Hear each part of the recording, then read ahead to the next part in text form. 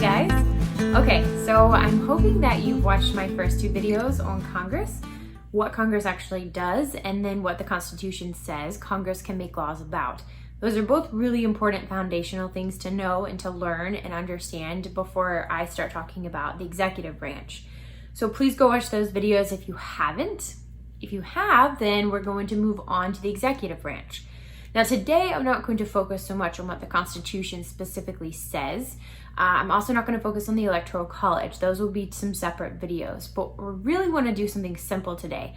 And I want to just sort of establish foundationally and basically conceptually what the president exists to do, right? And not just the president, but the executive branch in general. I think that concepts and words get lost in kind of modern day politics, and we lose sight of what things actually mean, what they're supposed to do, what they're supposed to be. So, what is the president supposed to do? What is the executive branch supposed to do? Based on just terminology, right? So we know that the legislative branch is the lawmaking branch. We already discussed that. Legislate means to make or write law, right? Which means if they're the only branch to do that, then none of the other branches have the power to write law. Pretty straightforward. Which means the executive branch doesn't exist to write law. That's really fundamental, and I think a lot of people don't realize how fundamental that is and how much they can get that screwed up in their head. So I want you to think about it this way. Let's say these 535 people in Congress today, we have about 535, 435 in the House and 100 in the Senate. Okay, so 535 people write a law, and that law is supposed to affect every single person in the entire United States, 350 million people. Please tell me how 535 people are going to essentially force everyone in the whole United States to follow this new law, right? Are they going to themselves go out and implement this law? No, that's absolutely ridiculous. So the executive branch was actually kind of invented by John Locke. John Locke came up with this idea that we wanted to sort of split the power of the lawmaking and the law enforcing and put them in two different branches. And the lawmaking branch could actually make laws and then take a break, because you don't need to make laws all the time to protect private property. But the executive, or the executor of that law, is going to always be active because that law always needs to be executed, right?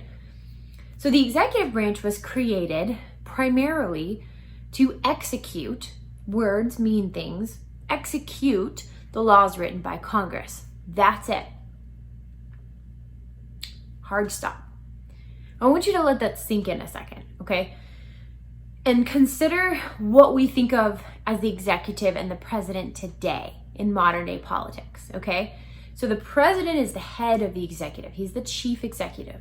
He sort of oversees all of the executive branch. Now, we will get into what the executive branch consists of eventually, because it is the bureaucracy, as a lot of people like to call it, the bureaucracy.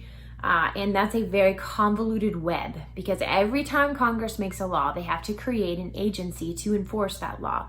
And so the agencies have blown out of proportion because Congress keeps writing new laws that are unconstitutional. And so the power of the government continues to grow and become involved in all of our lives. And that comes from Congress.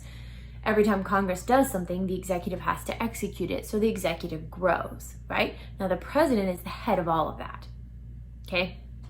But the president can't make law. That's not his job.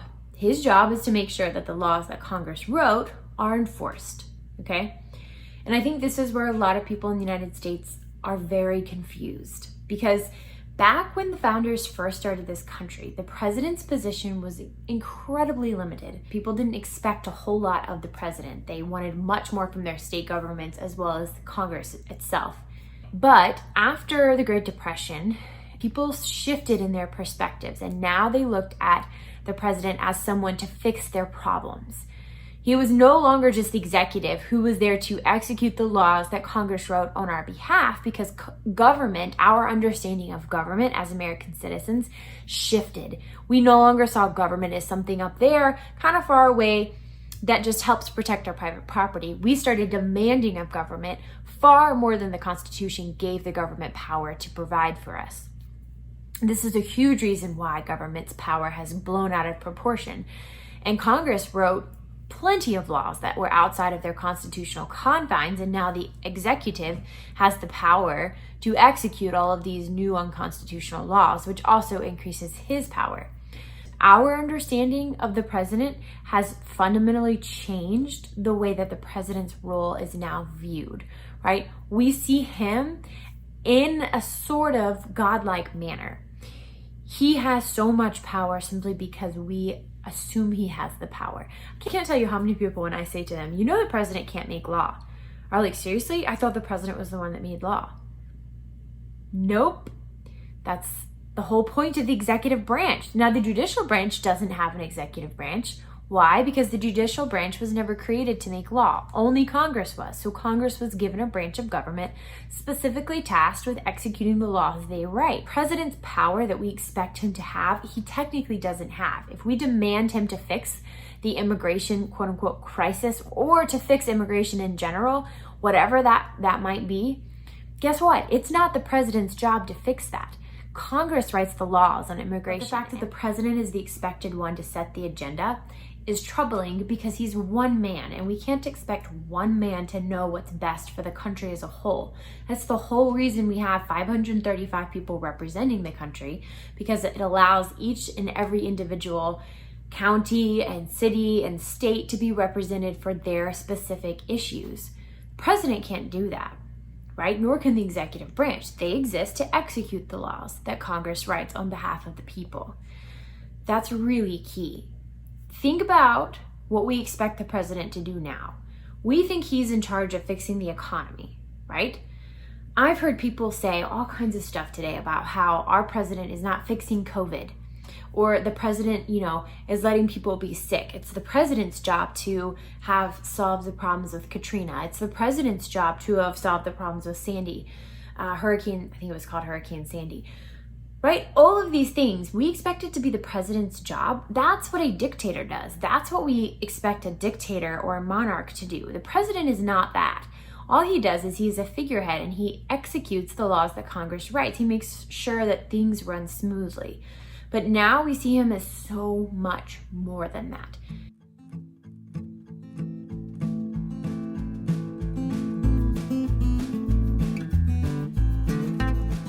We want to see something change, we need to demand it of Congress, not the president. I think people get this confused. So the whole point of this video is to just lay the groundwork, lay the foundation for you that the president's role is simply to execute the laws that Congress writes. That's it. No more, no less. That means even militarily. Now, I'll get into more details about what it means for him to be commander-in-chief. I'll get into more details of what his actual powers are today, the powers that he uses and wields quite frequently today that are not necessarily constitutional. And I'll also talk about the Electoral College. So there's a lot of facets to the executive branch, but I think what you really need to take away from this video is the simplicity that the executive branch executes the law.